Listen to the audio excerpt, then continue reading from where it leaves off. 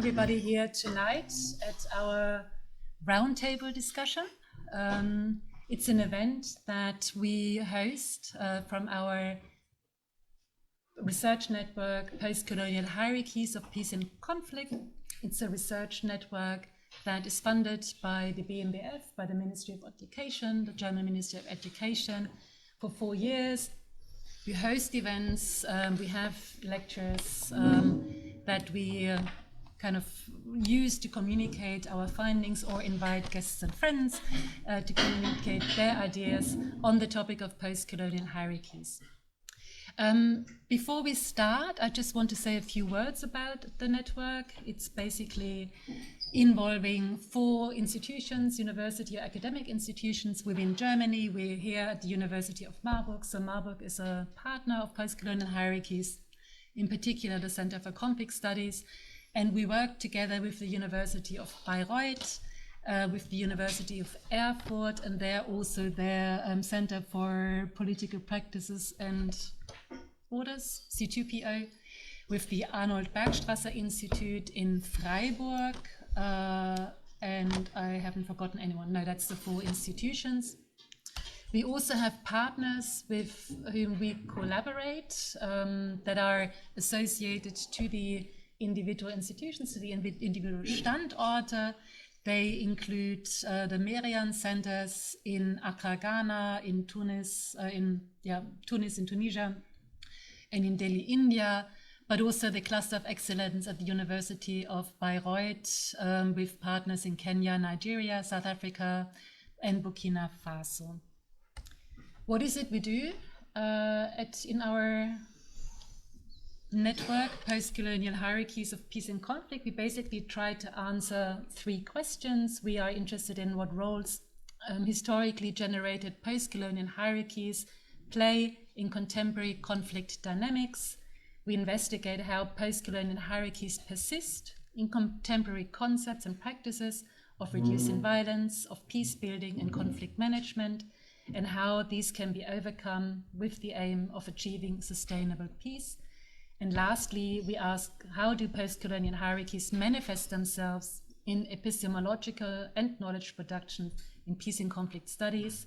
And how can peace and conflict research contribute to a transformation of such hierarchies? These are very, very big questions. We're actually quite a lot of people as well. I think we're around 30 plus people working in the network across those 4 institutions. And if you want to learn more about our work, we have a website, Post-Colonial Hierarchies. We're also still on Twitter X, we're on Insta, and apparently on Facebook.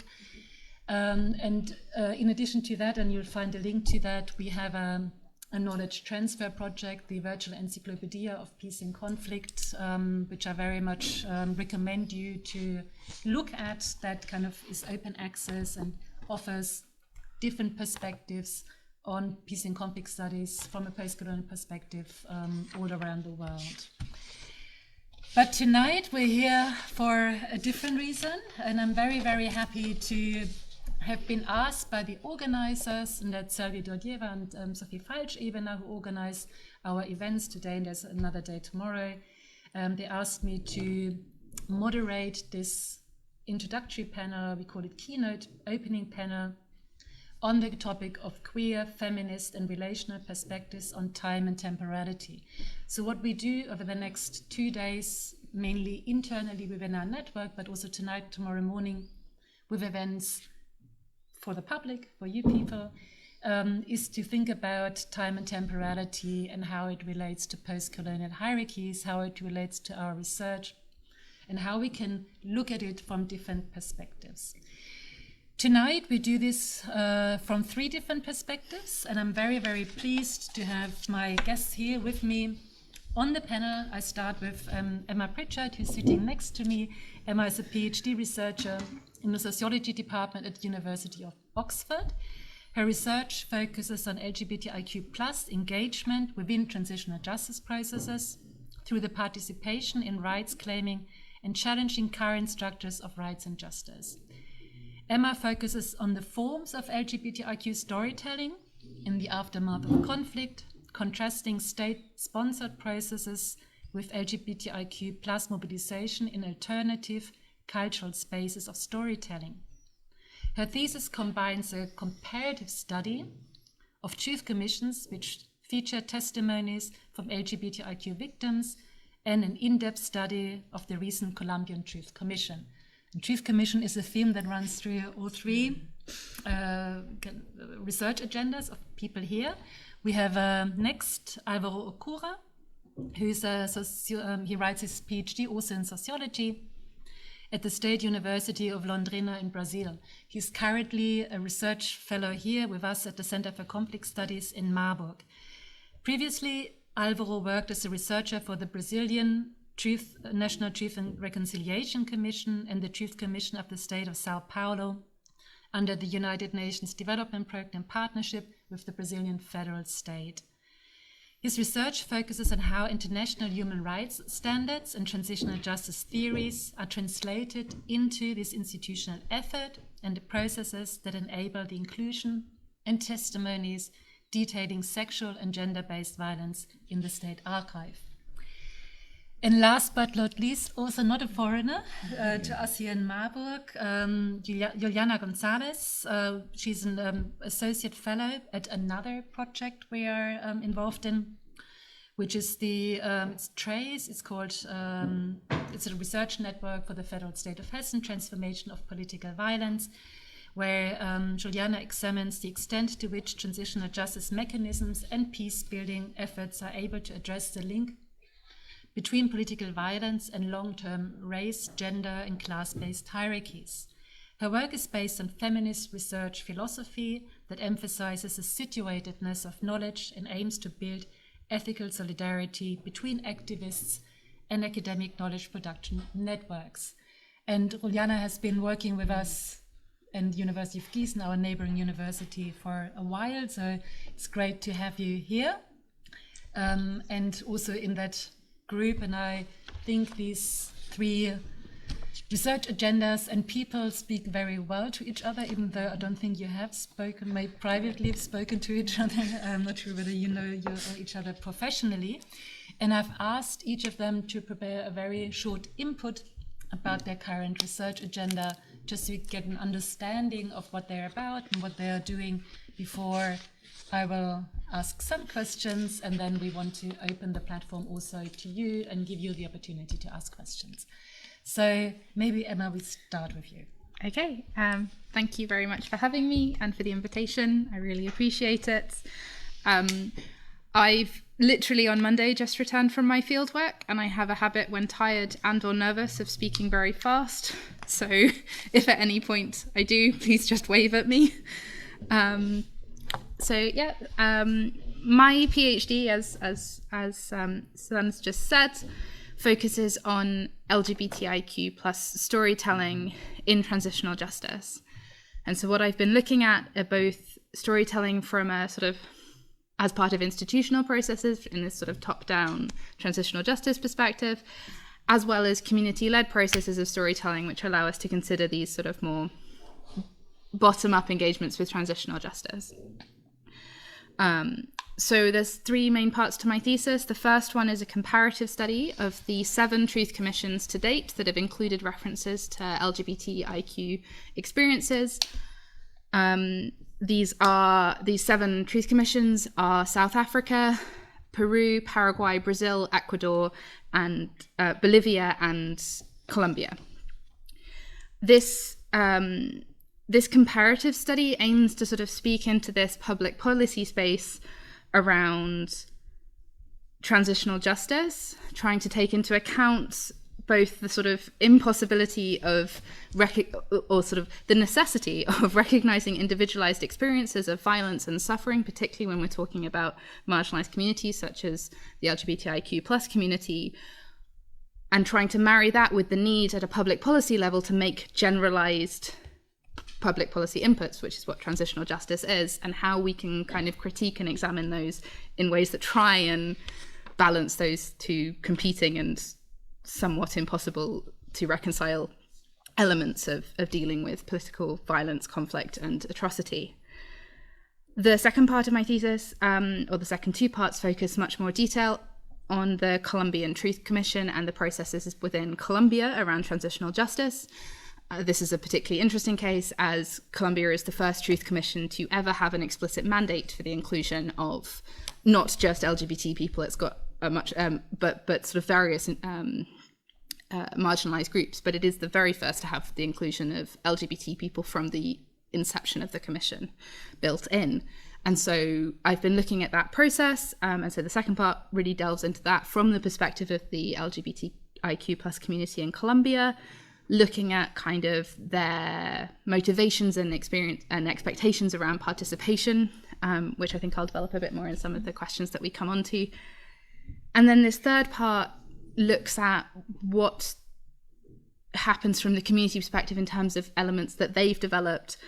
So these are LGBTIQ plus memory work, storytelling. Again, I can talk in more detail about the sort of what we mean by these different concepts, but looking at processes of LGBTIQ plus community storytelling that have either been carried out in relation to their work done for the Truth Commission. So there's been the development of various exhibitions or pieces of art that are directly drawn from work that organizations had put together to be submissions to the Truth Commission or to the Special Jurisdiction for Peace, which is the series of trials and tribunals that go along with the most recent peace process.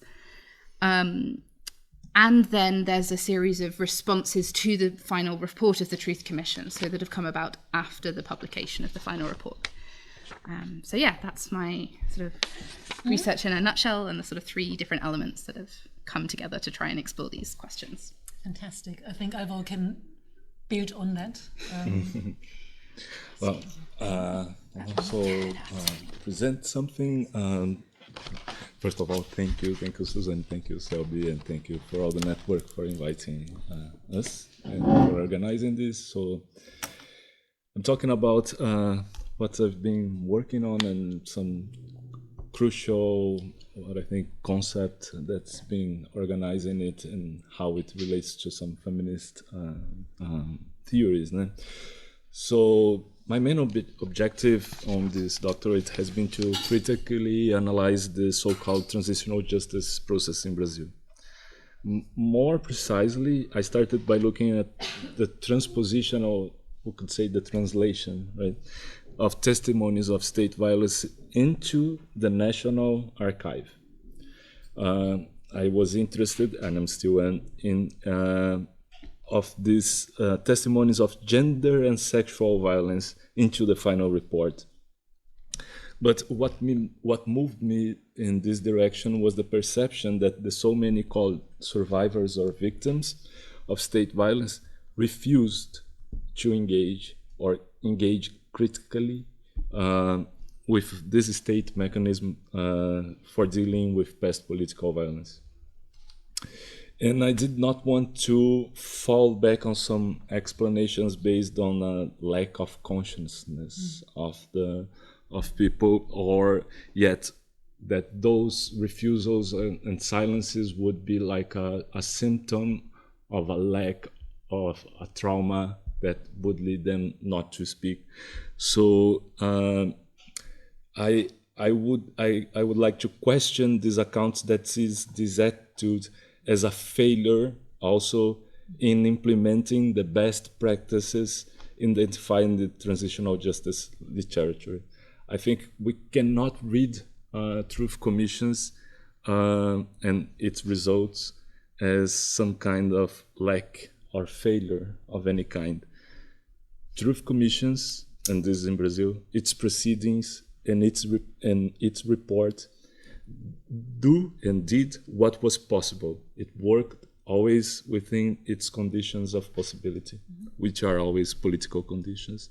So like any other state archive, final reports of truth commissions are monuments of a certain configuration of power. That's one of the idea. It's the result of power struggles. So I was looking, it was just not silence, but refusal. No participation, silencing, right? How to make sense of this. So when I started, and I tried to gather or go to some theories that helped me to make sense of the silences and denials. And the most intuitive and logical maybe thing for me was to look at the feminist theory because of the gender and sexual violence. And so it seemed to me kind of obvious to start from there. So the basic concept that I've been working on that turned out to be very helpful for me in the research was Judith Butler's subject positions. That's formulated in Contingent Foundations, Feminism and the Question of Postmodernism. It's a 94 text. But Butler somehow follows Foucault's critique of the subject, and in Subject and Power and Order of Things, but in another places. But the basic idea is that the subject is immersed in power relations, right? And subjects who institute actions are themselves the instituted effects of previous actions. The subject is itself an effect of a genealogy which is erased in the moment that he takes himself as the sole origin of his actions. So the I, the selves, that selects between positions is already constituted by them. So for Butler, following this idea, the self is constituted by these positions, which are not only theoretical products, but organizing principles embedded in material practices and institutional arrangement, or this what they call matrices of power and discourse that they produce a viable subject. So what Butler wants to offer us is an alternative to the foundationalist reasoning of identity and politics, which tends to assume that there must be a prior identity in order for the political interests to be elaborated and political action take place. So you have an identity, that elaborated thing, and then you have a political action. There is no need to be an agent behind the act. The agent, the self, is constructed in and through the act. So with this in mind, I try to elaborate how political institutions, such as truth commissions, offered subject positions that required, in order to be effective, a process of identification with them, between the subject and the norm. So perhaps in a kind of abuse of the word, it's a process of subjectivation, right? And so these terms help me to think about not only the adherence, right, but the refusal of the identity of victim of serious human rights violations, or victim of sexual violence, or politically persecuted.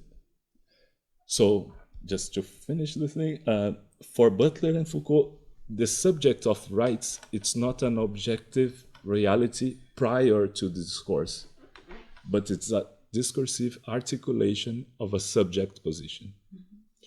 So victim of human rights violations is not a reality that has an effectual, objective, and pre-discursive existence, since it's a legally or formally articulated form of subject position that is offered to the citizens or to the people as an identity capable of vocalizing the violence committed by the state.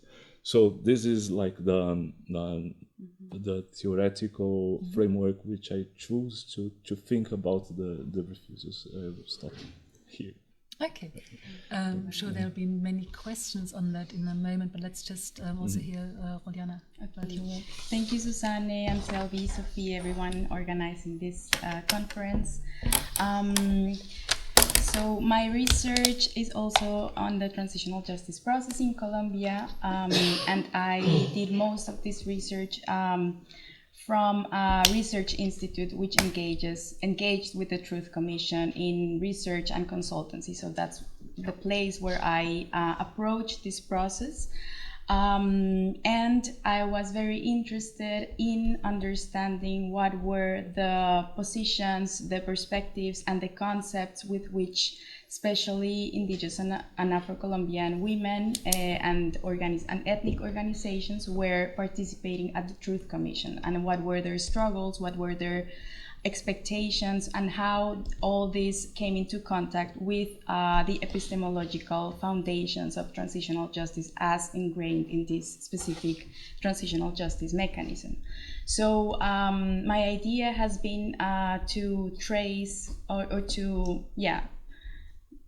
delineate certain bridges between these two kinds of knowledge that are encountering each other at this scenario, and to examine to what extent this Truth Commission is capable of introducing critical perspectives that make space for these voices and that make space for these for these struggles, which are historic, which have been they didn't begin with the peace process, but that take this space as a strategic platform to move forward with them. So my question has been, what are the possibilities of this scenario, and what are also the limitations and the obstacles? The transitional justice process in Colombia has been recognized as very transformative, like in line with the most recent advances and the critical perspectives in transitional justice theory and practice. But my position allowed me also to see the process, like how this takes place within a Truth Commission. So I'm not, I'm contrasting it a little bit with the final report, which came out 2 years ago. But what I'm focusing on is on the discussions, the debates, the struggles that took place here between all these kinds of knowledges. I'm constructing 3 different analysis, which are like the main analysis of the main chapters of my thesis, and each of them is introducing or I'm analyzing this through an intersectional lens, but in each of these chapters I am tackling like a particular aspect of entangled inequalities and how they play a role in the way memory is constructed at this space. So one thing that I realized as I was analyzing was that it was like my perspective was not that much about how Truth Commission contributes to democratization, for instance, but that I was really interested in how this is a space for memory, and this is also a space for knowledge production.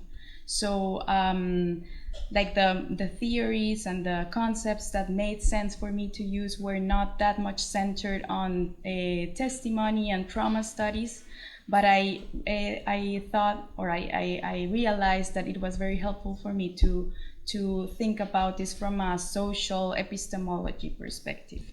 But what was like the main guide for me was to center these knowledges that I was engaging with all the time to analyze what was going on. So this my research took place in the framework of different collaborations that I established with these organizations and with these women.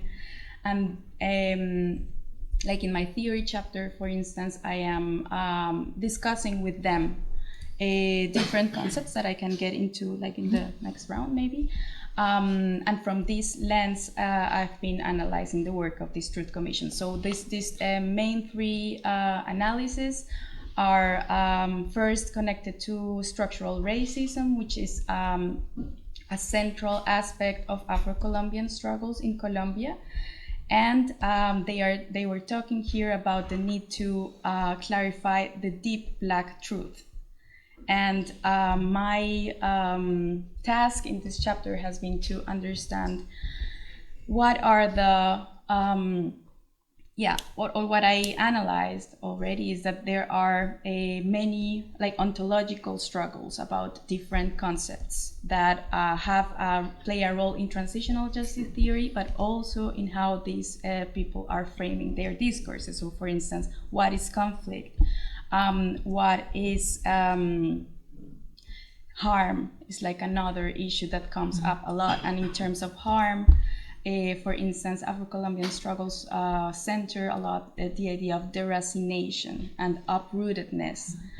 So it's a critique, a very strong critique to the notion of forced displacement, which is central in migration studies theories and legal theory. And they're saying, no, we need to talk about like a longer term perspective, something that goes to the core of who we are. So there is also this collective and territorial part of why they're centering this. The second chapter is more centered on gender, and here what I examine is how intersectionality is a mainstream in this context and how it becomes how different perspectives on intersectionality appear here, and to what extent they dialogue, like engage in dialogue with each other, or create conflict and incommensurability that is not productive for the process. And finally, the third analysis that I do has to do with how the Truth Commission incorporates a local peace approach.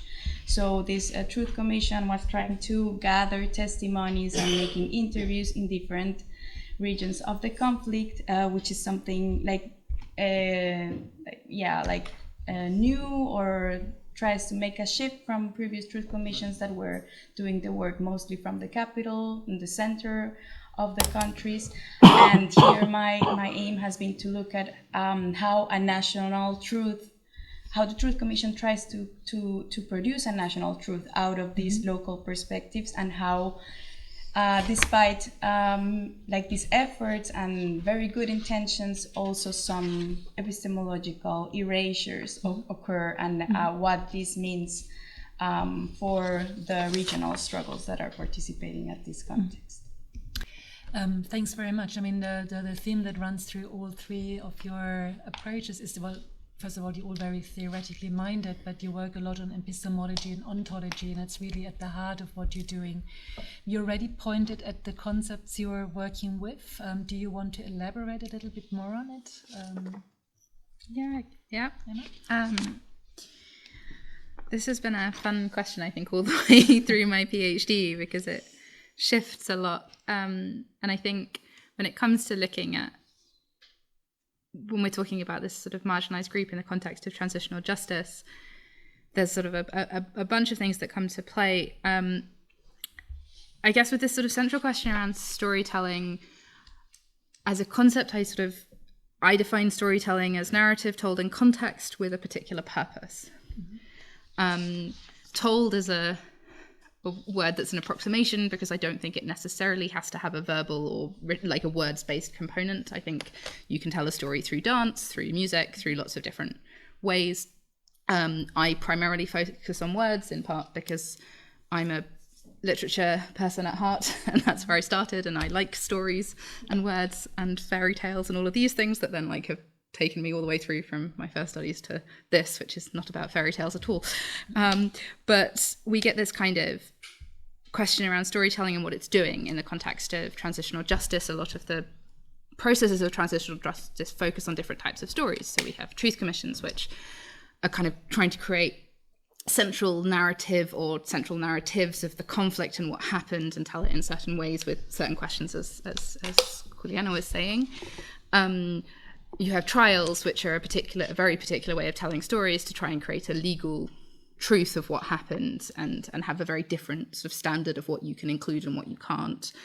And then you have these cultural artistic styles of stories that happen around around transitional justice, or separate to truth and transitional justice and things. And I think one of the kind of core things that I'm sort of playing around with as a concept, I think this is sort of very much in development from my field work, is this kind of what storytelling is doing for the LGBTQ plus community and in queer spaces in the context of transitional justice. And here I'm sort of starting to build this idea around disappearance and reappearance, which looks at what happens during conflict to a marginalized community, particular community like the LGBT plus community. So if we look at the impacts of violence on LGBT plus communities, which is an area which we have still frighteningly little information about, but that is also a growing area, as is queer transitional justice studies. But if we look at what happens, the impacts of violence are quite significantly to make this community not exist. And that can be in a very literal sense, in the sense of sort of mass displacement or killings, disappearances, etc. Or it can be in a much more sort of symbolic sense in the repression of identity and the control of identity to the extent that the expression of LGBTQ plus identity is not possible. So men are forced to act like real men and women are supposed to act like real women. And there's particular meanings that are imposed not just by armed groups, but by the society itself. So there's examples from the Colombian Truth Commission of villages, of people within sort of villages or even cities and towns, but sort of people within a particular social group essentially using an armed group to get rid of people they didn't want in that society, and that would include LGBTQ plus communities. So it wasn't necessarily a program of social cleansing on the part of the guerrilla or the paramilitary, but that these people would be reported to the guerrilla or the paramilitary in order to make the pueblo what people wanted it to be. And so you get this sort of repression of identity, which is a sort of both literal and symbolic disappearance of LGBTQ plus identities. So then what's happening with the ways in which people tell their story or the story of their community in transitional justice processes are different forms of making real what exists. So not just kind of there's theories of storytelling that talk about healing ruptures of violence, which I think are very powerful and a part of what's happening. But I think what's much more from the sort of research I've been exploring, what's much more happening is this process of constituting oneself as existing, as being a this sort of, I think, speaks to this question of what human rights does, because I think human rights creates an ontology of human and not human, because a human is someone who is subject to human rights. If you don't have human rights, it sort of legally constitutes you as a subject, as someone who is not human, because of the tautology and the definition. And so what the participants in my study sort of talking about is this process of not just sort of making a claim for rights in a system in which they already exist, but making a claim to exist within at all, and then having to carve out a space in which they are a subject of rights. And so this sort of question of disappearance and then reappearance, I think is kind of something that I'm sort of playing around with, this sort of concept where we sort of look at what storytelling is happening in the aftermath of political violence. To break the order a little bit, Juliana, do you want to continue? Yeah, sure. So as I was saying, I'm drawing a lot on, obviously, intersectionality theory, social epistemology, memory studies, and critical race studies. But what was really, useful and also like ethical for me was to think more in dialogue with the knowledge of my interlocutors. So I would like to talk a little bit about two of the concepts that were useful for me in this sense. The first one is the notion of living memory. And this living memory is something that indigenous and Afro-Colombian people are emphasizing a lot. There are different forms in which living memory is conceptualized, depending on the context in which they are participating.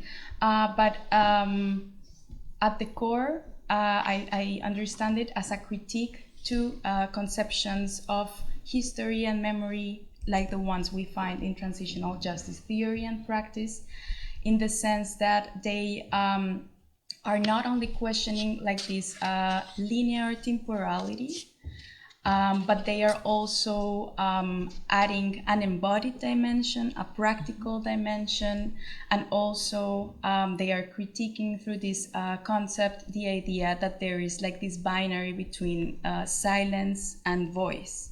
So they are all the time emphasizing how this is problematic to the way in which they are remembering what happened, not only in the armed conflict, but what has been like a continuous cycle of colonial violence, of political violence, different forms that have been taking, like repeating and repeating without sufficient elaboration and sufficient recognition by the state and by the society. So there is this questioning also about it being simply something verbal, as I was saying, and in terms of the embodied part of living memory and the practical part of living memory, what they're saying, for instance, I had a very interesting experience with women from the Sierra Nevada de Santa Marta, from the Arhuaco indigenous group, and they are claiming that this idea of like coming to the Truth Commission and responding to an interview about what happened on this date and what was the impact was completely foreign to their practices of memory, or like how they engage with this concept of memory. And part of this was precisely saying what we need to do is reconcile with the territory, reconcile with Mother Earth, like what we maybe Westerners understand as nature or the universe, but from their perspective, this was something that really went beyond simply like a verbal account and mostly a written account of events in the past, because also this past, since it is embodied, it is also constantly actualizing itself in the present. So this was very important for me to understand what this means and why this concept of what it means to remember in a scenario like the Truth Commission has so many implications to the kind of debates and struggles that I could observe at this scenario. And the other concept that I think is also very interesting, also when I was engaging particularly with the issue of intersectionality mainstreaming, was how these different forms of inequality and the ways in which they are entangled and the ways in which they intersect with the armed conflict dynamics is also very situated in a particular like knowledge context. No, so we have to like recognize there are some origins in Black feminisms in the U.S. Also, it has been taken up by Latin American feminisms and many others. Of course, this is like a traveling theory; it's everywhere. But this created like the lack of recognition of how knowledge is situated, created many challenges to engage in dialogue with the perspective of many indigenous and Afro-Colombian women who are talking about another perspective, which they name the gender, woman, family, and generation approach. Mm-hmm. So I think about this perspective as like a strand or a genealogy of intersectionality, mm-hmm. like in thinking about intersectionality as an ecology of knowledges. And what is very important about this strand of intersectionality, which is aligned with communitary feminisms and indigenous feminisms in Latin America, in the Caribbean, is that the individual, like the individuum is not the center, is not the main reference point to understand the impact of inequality. So they are centering the collectivity, and they are centering to the relationship with the territory, but not the territory as land, or not the territory as like the other of the human, but the territory as everything that contains like this possibility to sustain life. So this communitarian genealogy is also like a it has so many very important insights to critique also the liberal politics that is at stake in transitional justice, and yeah, it was important for me to see how the gender mainstreaming and the intersectionality mainstreaming that has been going on in transitional justice since the 90s still misses this possibility of thinking gender in other terms that are not based on this individualistic and liberal perspective. So also the relationship with the territory and with maybe what we would call nature was very important for me to analyze in the third chapter of my project, to what extent the Truth Commission can actually address and recognize the harms of extractivist economies and policies that, according to the narratives of many of the regions, are like the core of the conflict. We cannot understand what is going on, especially in the regions, from a regional perspective, if we don't introduce this dimension of the political economy of the conflict.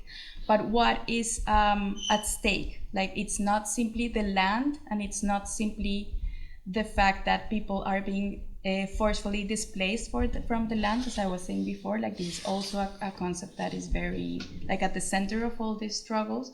But what is at stake is it also has to do with how this territory is understood. It's not simply a commodity. It's not appropriable. It's not exportable. It's something that involves many other dimensions, and that this needs to be rescued. But it was part of the obstacles that I found was that this territorial dimension, either in the sense of this whole, this collective and these entanglements that include everyone, but also in the sense of land, were very marginalized in this process of the Truth Commission.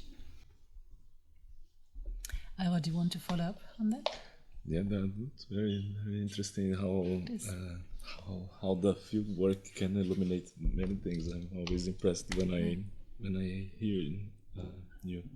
But following that, I think this idea of intertextuality between what are the voices and what in the composition of the final report of a Truth Commission, and how they entangle each other, and what are the hierarchies, the epistemic hierarchies that are at play in the writing of a report, and if it's possible to somehow mitigate the epistemic violence that probably necessarily will be done against the voices of the victims on a final report. And I think that's one thing, as you were talking about, and some other thing that might be important for us to think, or at least it's something that I've been trying to think lately, is this idea of foreclosure. Or because I'm thinking about silences, exclusions, and this process where these voices cannot make through the final report, and this idea that comes from Spivak, which is not something that is just excluded from the report, but something that is at the same gesture included and erased. How so it's a species of engulfment, and how this can be the case, especially when people are talking in another grammar, where the subject positions are not something that they can identify with, like indigenous people, or when they talk in collective voices and all of that. How can you think about it, and is it a process of foreclosure that is going on? That's something that maybe we can discuss later, but I think that's one important concept also, because it's not only a matter of keeping it outside. It's when you bring inside, but also you promote some kind of erasure of something. Listening to you, I already hear a lot of names of post-colonial theorists. And this is, in the context of post-colonial hierarchies, in particular, in our kind of 2-day Think Lab event on time and temporality. So obviously, this is the bridge I'm trying to build. How does time and temporality rupture relate to your work? Or maybe we start with the other one. What's post in your work? What's post-colonial in your work? And maybe, Juliana, we start with you and then... Yeah, I had to think a little bit about this question. I would say that my work is aligned with decolonial and communitarian feminisms rather than postcolonial theory. That's like the sense of the question. Although evidently there are many important dialogues between decolonial and postcolonial theories. I wouldn't say that my work is post-colonial, if that would mean like that I am outside of a context of a continuing coloniality. But maybe I would say, and I also wouldn't say that my work is decolonial or decolonizing. That's something it's not up to me to decide or to judge, but what I can say is that I am inspired by a decolonizing impulse in terms of the methodologies that I've tried to employ, in terms of my research ethics, and also in terms of the content of the critique that I am applying to the work of this Truth Commission, which, as I've been suggesting, is based on examining the Western, mostly liberal epistemological foundations of transitional justice that are implicit in this work, in terms of concepts like conflict, harm, intersectionality, the local, territory, all of which I see as tied to linear temporality. So this is a concept like the problem of time and temporality is very central to me, like in my theoretical reflection about my research scenario, but I connected more to these other struggles and other discussions that took place there, and also I think like the decolonizing impulse for me is also in trying to center these voices of groups that have been historically marginalized, particularly by colonial violence, long-term and still existing. Also in the way the Colombian armed conflict erupted and has been ongoing for so many decades. And also in the way that I try to reflect about my positionality as a researcher who, although come from the global south, I am inscribed also in global north networks of knowledge and circulation. And I see myself as part of this, and I don't consider I can, with my work, or I try to do it, but it's still like a project that I am trying to actualize constantly. How is my work useful to these struggles? How can I make it more in line? And this has to do with the kind of dialogues and the ongoing conversations that I try to sustain with the people who are and still participate in other initiatives of transitional justice in Colombia.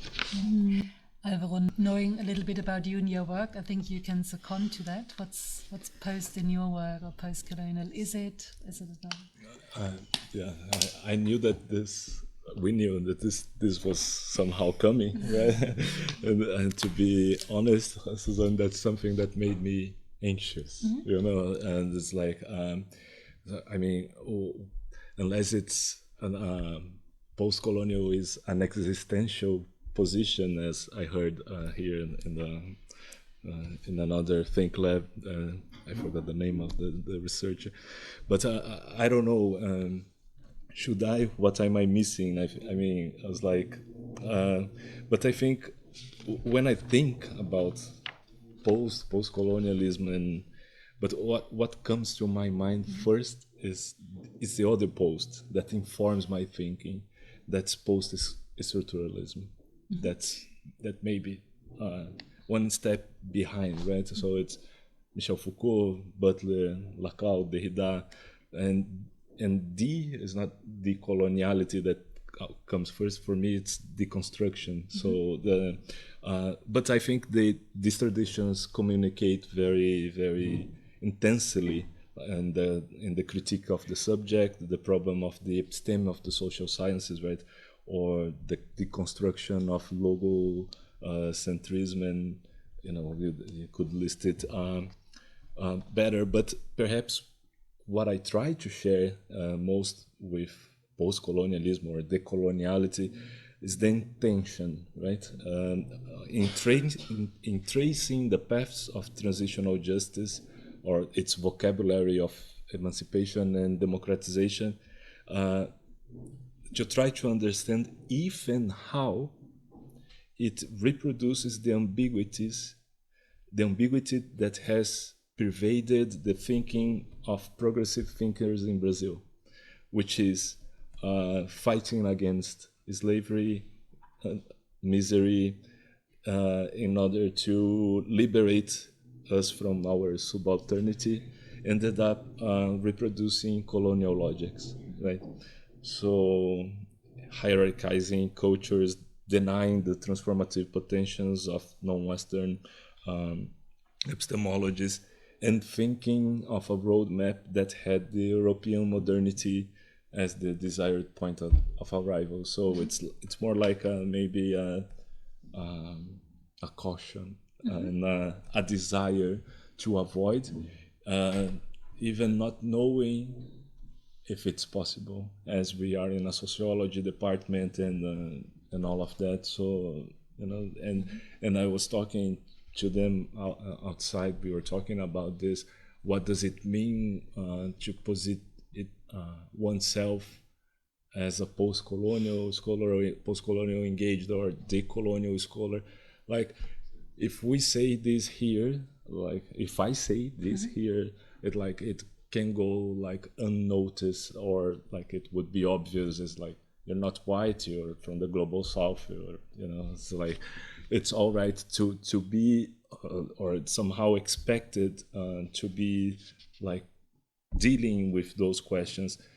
But if in my position I go back to Brazil and say this with no proper mediations, it feels like hijacking something. I was like taking improperly vocabularies and all of that. It's like, who is the colonial subject? That's one question that's it's very important, and the places of enunciation of this in academia depends. It's here, it's there. So I think it's something that so I don't know, and depends where I am. And so I think that's an amazing answer. In particular, that it depends on where you are. Emma, where are you? I'm a white British person, so I think positioning myself is always interesting in this sort of respect, because I think I would sort of echo about the sort of discomfort with post. I think one of the things that actually I found I find from both my research, and also I've worked for a long time in the sort of humanitarian, human rights and development space, is there's nothing post about colonialism. Like, those structures of power, of knowledge, of who we value and how we value inputs are still very much active and defining how we all experience the world today. And my own sort of positionality is particularly difficult when it comes to this. I think I wouldn't describe myself as, I tend to use more the sort of concepts of decolonial, and then view it from a position of, rather than describing myself as decolonial, it's sort of because I don't think I can be in a lot of ways in terms of my own sort of intrinsic positionality in the world. position myself in terms of sort of being informed by these ideas and it being an active process of work and continual effort, essentially, to pay attention to structures of power and structures of power within my work, between myself and the people I'm engaging with, who I'm reading, how I'm reading them, where I'm who I'm listening to and giving voice to and who I'm not. And I think this is particularly interesting as a question when we look at it within I'm much more comfortably situate myself as a queer researcher, but that itself is a field of research or a field of academic literature that it is also still defined by these kind of colonial structures. People's experiences of different forms of queerness in the world today are still very much informed by the structures of power, particularly instituted by the British Empire, but also when we're looking at Latin America, the Spanish Empire and various others.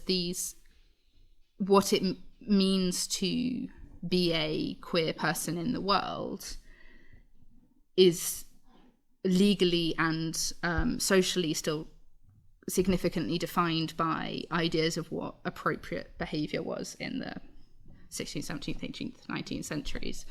And the field of queer theory has been developed predominantly in the global north. So a lot of the ideas about what the aims of queer theory are come from this sort of global north academe, particularly the United States and Britain. What I've found in my work and what I sort of try to draw on is there are scholars who are building kind of decolonial queer theory. So this particularly, we were talking just before about Brazilian scholar Pereira, who wrote Reflections on Decolonial Queer, which is an excellent paper. Everyone should read it. I really like it. But it's got these ideas of how do we kind of engage with different forms of theory, and theory when it is problematic. It comes from a place of it is informed by these power structures and knowledge structures, which are roughly the same thing. But these structures of power and privilege that have determined who gets to speak and how, and goes, okay, so he presents a sort of method of translation of traveling theory that kind of goes, okay, but we can take elements of this and we can use elements. We don't have to sort of throw the baby out with the bathwater. We can take parts of the theory that are good and relevant and useful, but also make sure that we're still paying attention to the bits of it that are problematic. And I think when you read sort of decolonial queer theory, the sort of argument is that queer theory should intrinsically be decolonial because it's about questioning structures of power and privilege. And if you maintain this kind of approach, whether calling it decolonial or a queer perspective, but just that kind of continual reflexive praxis, I think that Juliana was talking about, that kind of how do we, post to me implies a finished point. And I think it's much more of a continual action in the same way as queering theory is about a continual action of questioning everything. So is decoloniality is going, okay, so that it doesn't mean there isn't value in things that are sort of tainted by the sort of structures of colonialism, but it also means that we should be continually paying attention to and thinking about that deeply. And so it's not an end state, but a continual process. I guess it's something the three of you share. You just use post-structuralism, queer theory, post-colonialism, feminism as critical tools to break open discourses. Yeah. Last round of questions. I'm putting together two questions so that we have a bit of time for questions from the audience as well. This is about, our 2 days are about time and temporality. They're about ruptures. How does time, temporality, linearity, rupture, does it feature in your work? And I think, Álvaro, you were never, do you want to go first? That would be your chance. No, None of these questions are surprising. Yes, so, but you can have a minute and somebody else goes first. Okay. Do you want? Yeah, okay, I can do. Yeah, so as I was saying, time and temporality, I feel it's like part of the root of the kind of contrasts that I've been making in these encounters between forms of knowledge about the past, forms of knowledge and perspectives about justice, truth, peace. And then there is where the concept of living memory plays like an important role, because living memory, as I was saying, challenges this idea that the past can be narrated like in a very straightforward way, that we can fill all the gaps and bring all the pieces of the puzzle together, which is like the main goal of these institutions. And of course, there's the critique, which is already very, very visible, to transitional justice, about it having like this concept of the rupture with the past, of we're going, like the past is what happened before, this is a new beginning, this is, we're through these mechanisms, we're thinking about our present, but to create like a new future. And it has been always been like a very frustrating situation, because this is not what's going on, like the continuities, like persist. And this is like part of what I'm interested in exploring, like what are the ramifications of this contrast or of this clash between notions of time and temporality, what it means, for instance, in terms also of how the nation state, like the colonial nation state, is created, and what are the implications of these to produce a national truth. So my idea, like in bringing the concept of time and temporality to this discussion, is to understand also that time is also always taking place in a space. Like I feel like it's very important to always keep in mind, well, these are like two also can be binary oppositions, like time, space, but also what is the relationship between certain narratives of the nation, which are like these linear, progressive narratives, and the way in which the state constructs its boundaries and its territories into what is like the center and the nation in that sense, and what the reverse. And this is an anthropologist, a Colombian anthropologist, Margarita Serge, who traces like this idea of the how the nation is constituted, and how it always needs to like this other in the territories, which are like territories that are savage, that are empty, that are in the back, like in the past, no? So always how the center and peripheries, how they are shaped and how are they produced. And here I am also like thinking in post-structural terms, how this also goes hand in hand with how history and memory are represented. So this is also part of what I explore a lot in relation to time and temporality. Okay, thank you. Emma, what does it mean to you?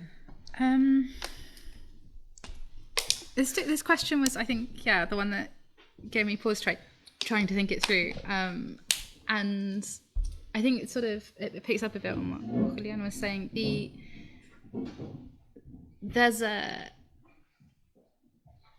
I think what's happening a lot in when I think about sort of my the sort of people I worked with in my study and this piece of research is kind of counteracting this idea of rupture as well. So one of the core things that really comes through from the way that the sort of LGBT activists I was working with are talking about this is they're not transitional justice theory talks a lot about when we're looking at kind of feminist and more recent interventions around transitional justice theory, people are talking about this kind of idea of a continuum of violence and kind of questioning this idea that violence against marginalized populations is uniquely different within conflict and not part of a wider kind of set of violence. And I think that's true. But I think what's happening and what's sort of very important when we're sort of looking at this kind of idea of storytelling and how groups are engaging to become part of or to redefine a wider society is a continuum of existence. So it's sort of making a claim to have always been part of, and to have always existed in some form or other, and to sort of counteract this idea of a sort of unique starting point or a recent starting point. So I think one of the things that happens a lot in transitional justice is people get fixed in space.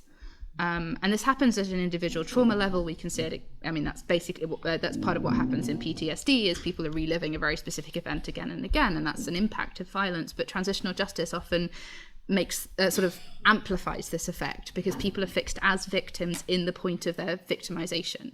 They are registered as such. They receive reparations because of that, and so they are defined in that moment of violence and suffering, whether it's a single instance or over a period of time.